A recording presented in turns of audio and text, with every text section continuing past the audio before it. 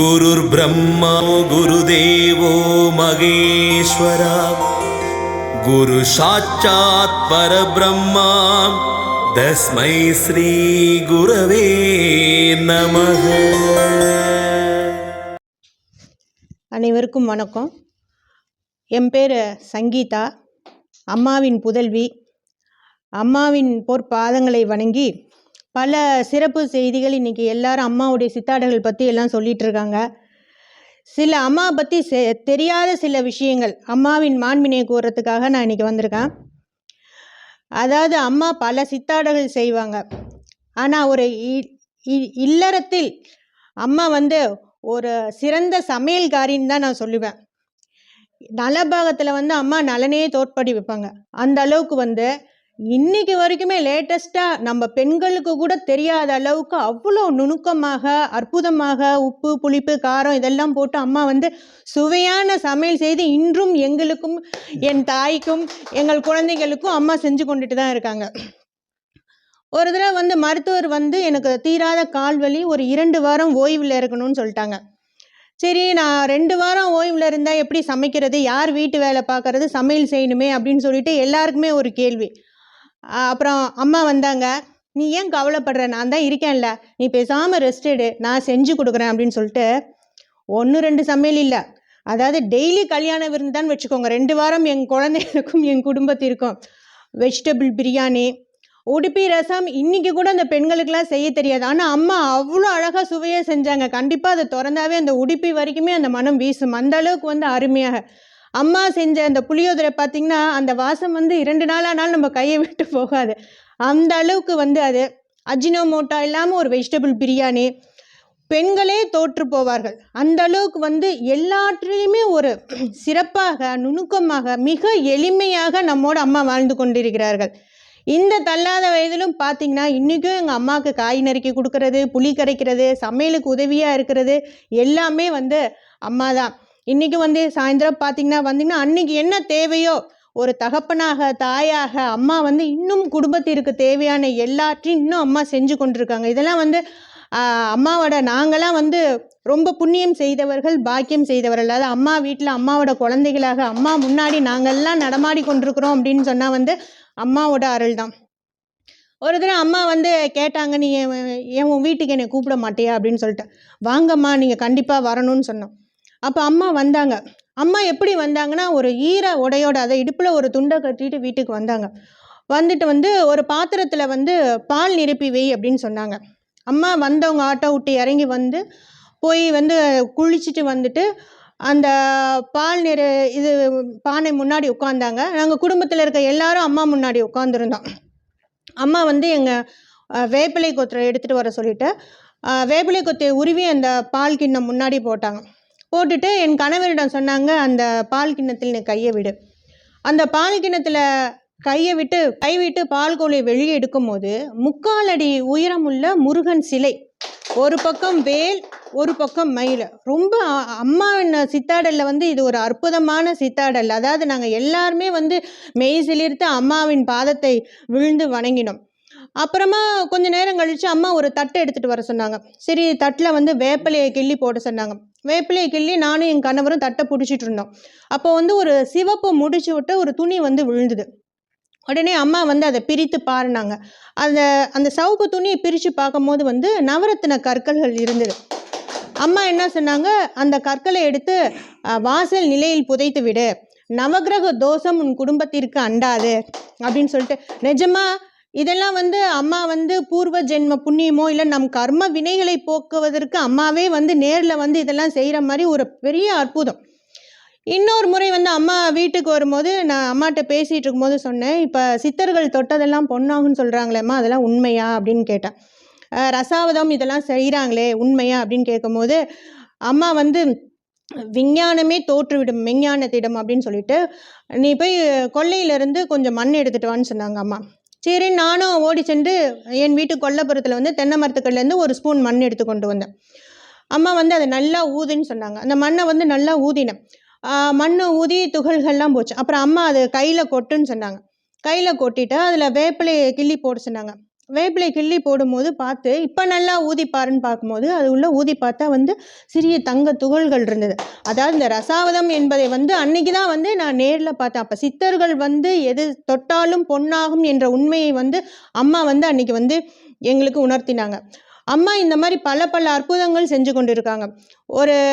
ஒரு நாள் அம்மா ஆட்டோவில் வந்துட்டு இருக்கும்போது ஒரு ஏழை நெசவாளி வந்து அம்மா காலில் பாதத்தில் விழுந்து கும்பிட்டு, அம்மா நீ தான் என்னை குழந்தைன்னு கல்யாணத்தை நடத்தி வைக்கணும். அதாவது காதல்னா வந்து இப்போ வீட்டுக்குள்ளேனா யாருமே ஏற்றுக்க மாட்டாங்க. ஆனால் வெளியில் வந்து வரும்போது எல்லாரும் நம்ம சொல்லுவோம், எல்லாம் சேர்த்து வை எல்லாம் போகணும். அம்மா சொன்னாங்க, காதலும் நிறைவேறும், உன் பையனோட கல்யாணமும் நிறைவேறும்னு அந்த ஏழை நெசவாளியிடம் சொல்லி அனுப்பினாங்க. அப்புறமா பார்த்தா கொஞ்ச நாள் கழித்து அம்மா வந்து ஒரு வாரத்தில் பார்த்தீங்கன்னா வந்து ஊர் மெச்ச யாருமே செய்ய மாட்டாங்க. திருமாங்கல்யம் சித்தாடல் மூலியமாக அந்த மாப்பிள்ளை வீட்டாரை வர சொல்லி வந்து அம்மா வந்து திருமாங்கல்யம் வரவழைச்சு கொடுத்தாங்க. அந்த திருமாங்கல்யம் மட்டும் வரவழைச்சு கொடுக்காம அனைவருக்கும் அழைப்பு விடுத்து அம்மாவே அந்த திருமணத்தை 1.5 லட்சம் செலவில் வந்து அந்த ஏழை நெசவாளி குடும்பத்தில் வந்து நடத்தி வச்சு இன்னும் இப்போ வந்து அவங்க ரொம்ப மிக அற்புதமாக நல்லா இருக்காங்க. இதெல்லாம் வந்து அம்மாவோட சித்தாடல்களில் வந்து, அதாவது நம்ம தொண்டு செய்கிறோம் இன்றைக்கும் பார்க்குறோம். எண்ணற்ற அரசியல்வாதி எல்லாருமே பல விஷயங்கள் செய்கிறாங்க. ஆனால் வந்து மக்களை சென்று அடையும், மக்களுக்காக நான் இருக்கிறேன், உனக்காக நான் இருக்கிறேன், ஏழை பணக்காரன் என்ற பாகுபாடின்றி அம்மா வந்து இன்றைக்கும் நமக்கு வந்து உறுதுணையாக இருந்து பல நற்காரியங்களை செஞ்சு கொண்டிருக்காங்க. அப்புறம் இன்னொரு நாள் வந்து ஒரு கீத்து முடையும் பெண், தென்னங்கீற்று முடையும் பெண், அவன் வந்து ஒரு விதவை. அவங்களுக்கு வந்து பையனுக்கு ஒரு நாளைக்கு வந்து 2 ரூபா தான், ஒரு கீத்துக்கு 2 ரூபா, மேக்ஸிமம் வந்து ஒரு 100 ரூபா கிடைக்கிறதே பெரிய விஷயம். அப்போ வந்து அன்னைக்கு வந்து அந்த கீத்து முடையிற அம்மாவுக்கு வந்து ஒரு காலேஜில் இருந்து அந்த பையன் படிப்பு செலவுக்காக 5000 பணம் கட்டணும் அப்படின்னு சொல்லி உடனே மெசேஜ் வந்திருக்கு. அந்த அம்மாவுக்கு என்ன செய்கிறது என்று தெரியாமல் உடனே என்ன சொன்னாங்க, பல வாரம் யோஜனை பண்ணிட்டு இருக்கும்போது, அம்மா எங்கிருந்தாலும் அம்மாவுக்கு வந்து ஒரு விதவை பெண் கஷ்டப்படுறா அப்படிங்கும் போது அந்த செவியில் வந்து அது விழுந்ததோ என்னமோ தெரியல. அம்மா உடனே அந்த பையனை அழைத்து நீ வா, உடனே வான்னு சொல்லிட்டு சொலையாக 5000 ரூபாய் அந்த பையனோட படிப்பு செலவுக்கு அம்மா வச்சு கொடுத்தாங்க. அதாவது ஒரு ஏழை மாணவனின் வாழ்க்கையில் வந்து ஒளி விளக்கை அம்மா ஏற்றி வச்சார்கள். அது மாதிரி நிறைய அற்புதங்கள். அதே மாதிரி ஒரு தடவை ஒரு பெண் வந்து அம்மாவை நோக்கி ஓடி வந்தா. அவள் வந்த உயர்ஜாதி பெண். அவள் வந்த கோலத்தை பார்த்தீங்கன்னா தலைவிரி கோலம், கசங்கிய புடவை, அதாவது திருமாங்கலையும் வெறுத்து போய் அம்மாவிடம் வந்து அம்மா முன்னாடி இருந்து ஓன்னு அழுகுறாங்க. அம்மா வந்து சரி நீ என்ன சொல்கிறியோ சொல்லுன்னு அந்த பெண்ணோட அழுகை வந்து ஒரு 15 நிமிடம் நிற்கவே இல்லை. அந்த அளவுக்கு வந்து கதறி அம்மாவிடம் அழுதாங்க. அம்மா வந்து எல்லாத்தையும் பொறுமையாக கேட்டுட்டு ஒரு விஷயத்தை சொன்னாள் அம்மா. அவளுக்கும் அவர் கணவருக்கும் மட்டுமே அந்த தெரிந்த விஷயத்தை சொல்லும் போது அந்த பெண் ஆடி போய்விட்டாள். அம்மா நீதான் சரணாகதி அப்படின்னு அம்மா பாதத்தில் விழுந்துட்டு ஒரு கை நிறைய அம்மா வந்து குங்குமம் வரவழைச்சு அந்த பெண்ணிடம் கொடுத்தாங்க. இது வந்து ஒரு பெரிய சித்தாடல். அதுக்கப்புறம் அம்மாவின் துணைவியார் வந்து அந்த பெண்ணுக்கு வந்து பூச்சூடி திருமாங்கல்யத்தை கொடுத்து புது புடவை அணிவிச்சு ரொம்ப சந்தோஷமாக அந்த பெண் அன்னிலிருந்து வந்து அவளுடைய வாழ்க்கை நிலையே மாறிவிட்டது.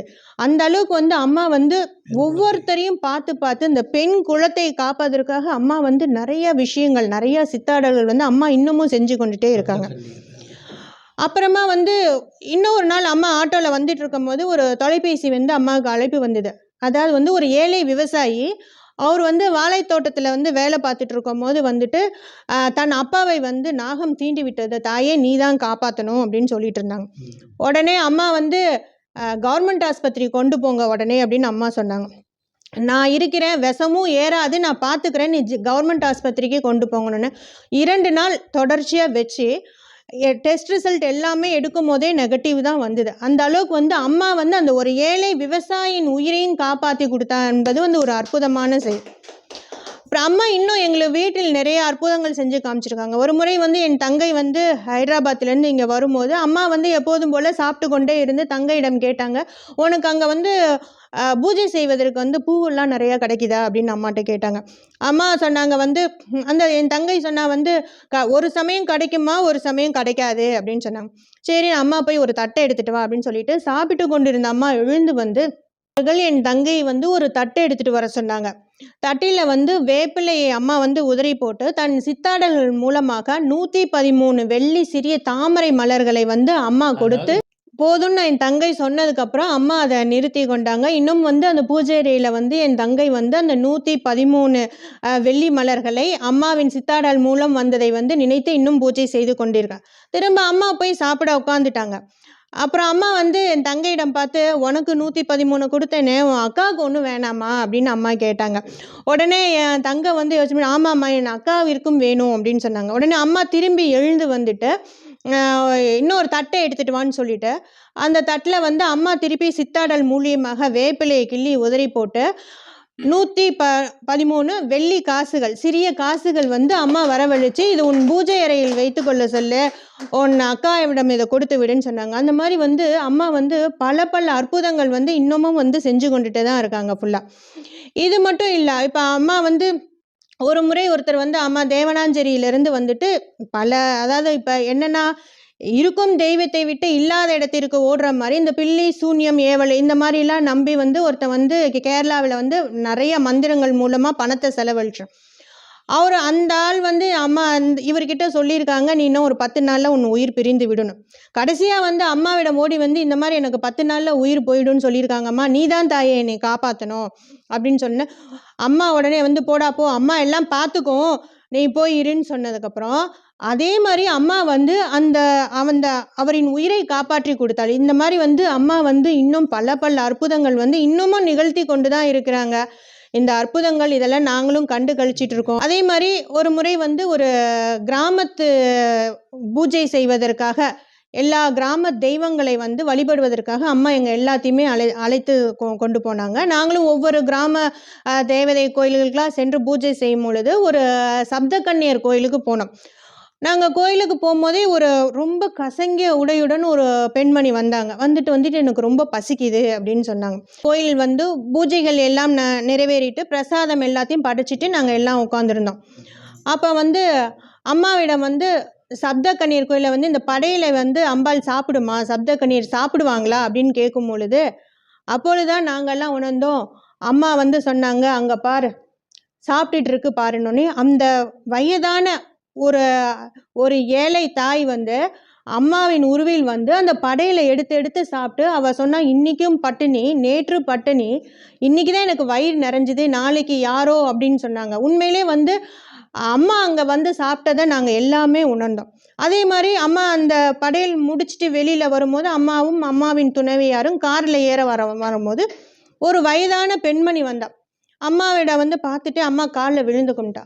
அம்மா உடனே தன் துணைவியாரிடம் வந்து ஒரு 100 ரூபா பணத்தை எடுத்து அந்த பெண் கையில் வந்து கொடுக்க சொன்னாங்க. உடனே அந்த பெண் சொன்னா வந்து, "ஒரு 100 ரூபா கடனில் இருந்தேன் நான் இத்தனை நாளாக, இந்த 100 ரூபா கிடைக்காம வந்து நான் ரொம்ப கஷ்டப்பட்டேன், அம்மா இன்னைக்கு என் கடனை தீர்த்துட்டீங்க" அப்படின்னா.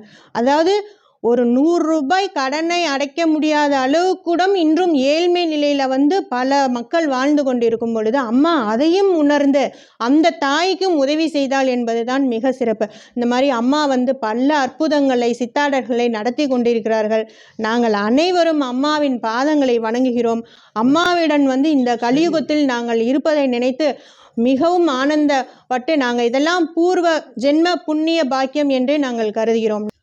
அம்மா அவர்கள் பல அற்புதங்களை, சித்தாடல்களை இன்று வரை செய்து கொண்டிருக்கிறார்கள். நாங்கள் எல்லாம் அம்மாவிடம் சேர்ந்து பயணம் செய்து கொண்டிருக்கிறோம். அம்மாவிடம் வந்து நாங்கள் எல்லாம் அம்மாவின் பாதங்களை சரணடைகிறோம். நாங்கள் செய்த பூர்வ ஜென்ம புண்ணியம் இன்று அம்மாவிடம் நாங்கள் எல்லோரும் உலாவிக் கொண்டிருக்கிறோம். அம்மாவின் பொற்பாதங்களை வணங்கி விடைபெறுகிறேன். நன்றி.